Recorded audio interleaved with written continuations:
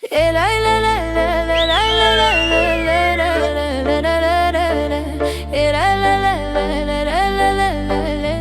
Ioane, hai odată.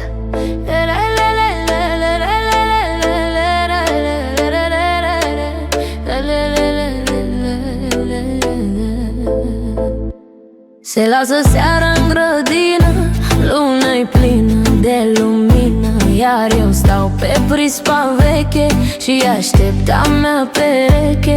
Și tot cad spre drumul mare, ca să văd în depărtare pe Ion venind călare. Am pus floare la ureche, e nouă fără pereche.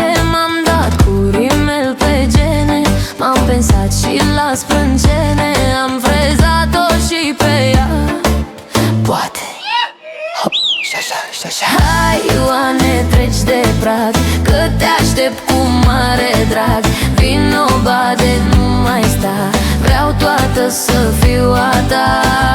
Să mă tăvălești în drum până iese din ea fum. Hai Ioane, hai odată.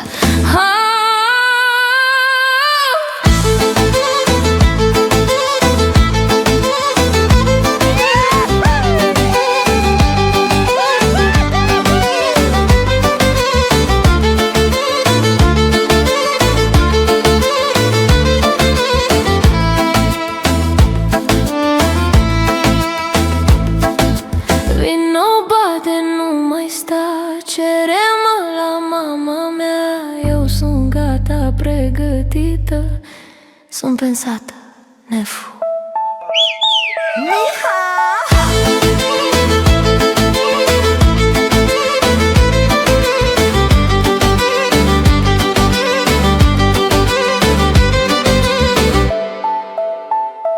Bate vântul în surdină, inima de dor mi-e plină. Stau pe prispa asta veche și aștept a mea pereche. Gândul meu te cheamă acum, cu ochii fixați pe drum, pe jumate dezbrăcată, cu gândul înfierbântat.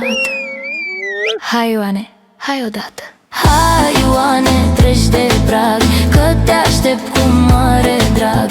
Vino, bade, nu mai sta, vreau toată să fiu a ta. Să mă tăvălești în drum până iese din ea fum.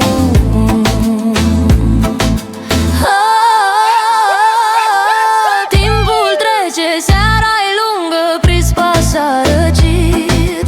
Luna cade mohorâtă, cred că am să rămânem. Hop, și așa, și așa.